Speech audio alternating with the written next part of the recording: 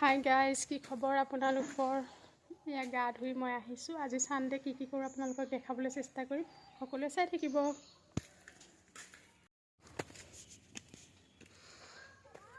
এয়া দেখিছেনে গাইজ, কাপোৰ মেলিবলৈ বুলি আহিলোঁ। পুৰা ৰ'দ দি আছে। এয়া কাপোৰ লৈ আহিছোঁ। দেখিছেনে ইমান ৰ'দ দিছে চাদৰ ওপৰত। এয়া বাই বাই, পিছত দেখাই আছোঁ কি কৰোঁ। এয়া কিবা এটা বনাবলৈ বুলি আহিলোঁ। কাৰেণ্টটো নাই নেকি আজি, ঠিক নাই। আছে, কাৰেণ্টটো আছে, নহ'লে ভিতৰখন গোটেই আন্ধাৰ আন্ধাৰ হৈ থাকে। কি বনাওঁ চাই লওঁ।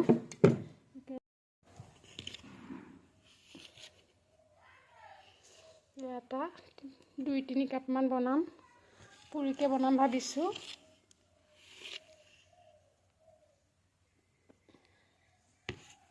যিহেতু আজি ঘৰত কাম কৰা মানুহো লাগি আছে, গতিকে অকণমান বেছিকৈ বনাই তেখেতকো দিব লাগিব। এতিয়া হ'ল, এতিয়া তাতে নিমখ দি দিওঁ। নিমখখন দি দিলোঁ আৰু এতিয়া মই তাতে ৰিফাইন দি দিম। অকণমান বেছিকৈ দি দিছোঁ, তেতিয়া খাবলৈ ভাল হয়। এতিয়া এইখিনি গোটেইখিনি মই এনেদৰে মিক্স কৰি ল'ম।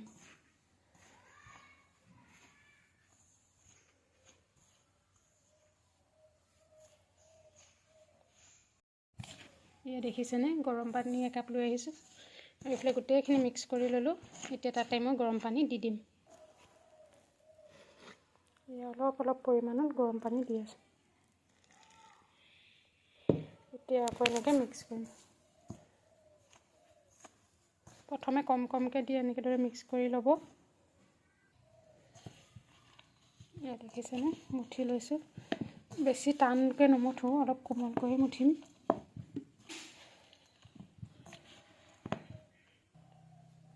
দেখিছেনে গাইজ, এয়া ডোটো বনাই হয়, ইমান ধুনীয়া কোমল হৈছে।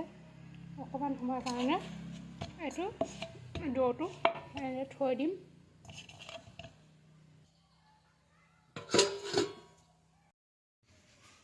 এয়া দেখিছেনে, গোল গোলকৈ বনাই ল'লোঁ।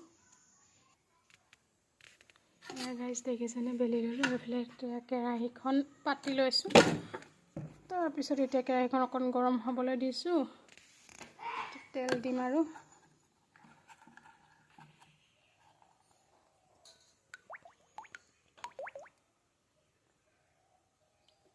ৰিফাইন দি দিলোঁ।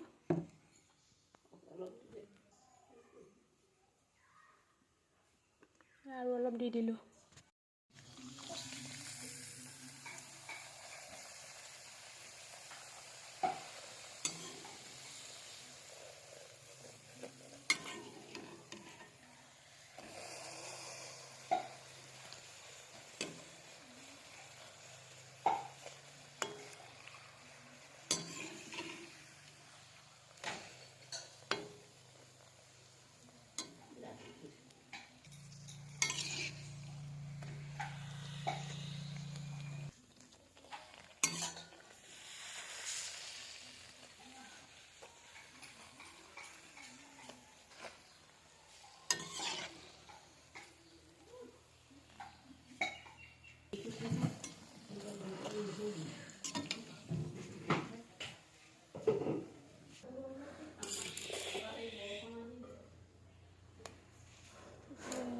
দেখিছেনে গাইজ,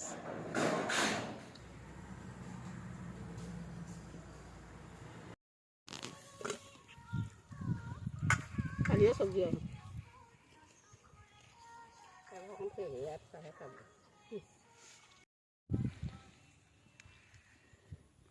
এয়া দেখিছেনে আমাৰ কিটচেন গাৰ্ডেন। এয়া লফা শাক অলপ বুটলিম বুলি ভাবিছোঁ। আজি লফা শাকে বনাম মাছৰ লগত। দেখিছেনে গাইজ, এইফালে লাই শাক আছে, এইফালে মূলা আছে। এই আমাৰ দাদা আৰু ভিনদেউৱে কামত লাগি আছে। এইফালে ধনিয়া, এয়া লফা শাক কাটিবলৈ লৈ আছোঁ। আকৌ এইফালে এয়া ফ্ৰেঞ্চবিন, আলু, মূলাৰ ভাজি বনাইছোঁ। কি কি বনালোঁ পিছত দেখুৱাম বাৰু আপোনালোকক। এয়া এয়া মচন্দৈ চাটনি বনাব লৈছোঁ। মচন্দৈ আৰু এই বুটৰ দালি তিয়াই থৈছিলোঁ সেয়া দিলোঁ। তাৰপিছত লগতে এতিয়া মান ধনিয়া আৰু জলকীয়া আদা আৰু নহৰু চব দি লৈ তাতে আকৌ নিমখো দি দিছোঁ। এতিয়া মিক্সিত পেষ্ট কৰি এয়া চাটনি বনাম। ইফালে এয়া বনালোঁ লফা শাক, বহুত ভাল হৈছে দেই, দেখিবলৈও ভাল হৈছে। এয়া আজি দুপৰীয়াৰ আহাৰ, দুপৰীয়া ভাত খাইছে এনেদৰে বনালোঁ। তাৰপিছত লগতে আৰু এটা বনাই আছে, বনাই হোৱা নাই বাৰু। এয়া এইফালে বিলাহী আৰু এই সৰু মাছৰ এটা ভাজি মায়ে বনাই আছে। এতিয়া ভিনদেউ আৰু দাদাই ভাত খাব। এয়া তেওঁলোকক মাতিছোঁ, ভাত খাবলৈ আহিব এতিয়া। এয়া স্কুটিখনত মবিল ভৰাই আনিলোঁগৈ, ভিডিঅ' বনাবলৈ পাহৰিলোঁ বাৰু। এয়া আহি পালোঁ, এতিয়া কি কৰোঁ আপোনালোকক দেখাম দেই। এতিয়া মোৰ পানী দিবলৈ আছে জলকীয়া পুলিবিলাকত, তাত মই পানী দিবলৈ যাম, আপোনালোকক দেখাই আছোঁ।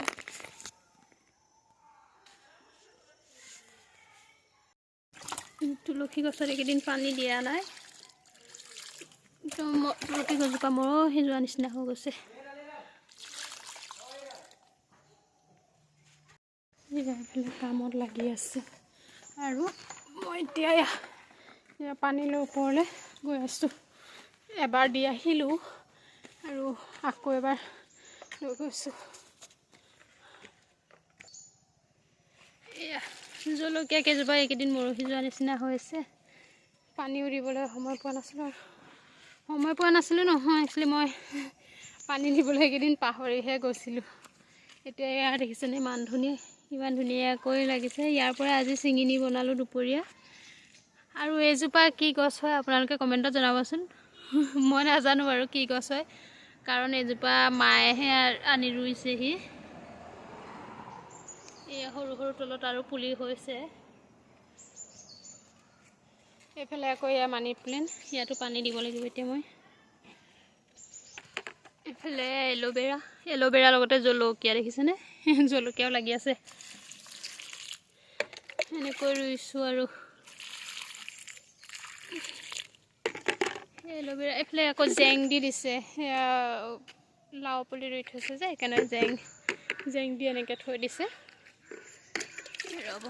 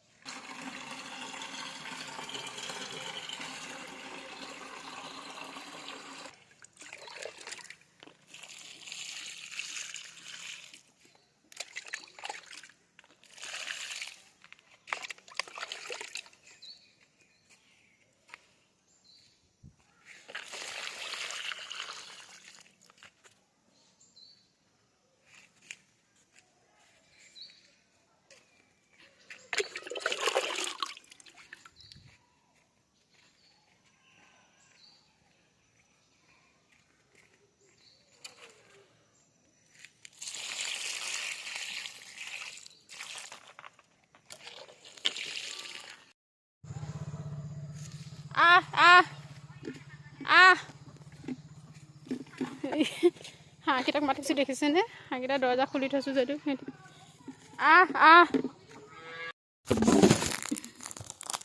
গাইজ এইমাত্ৰ প্ৰাৰ্থনা কৰি আহিলোঁ।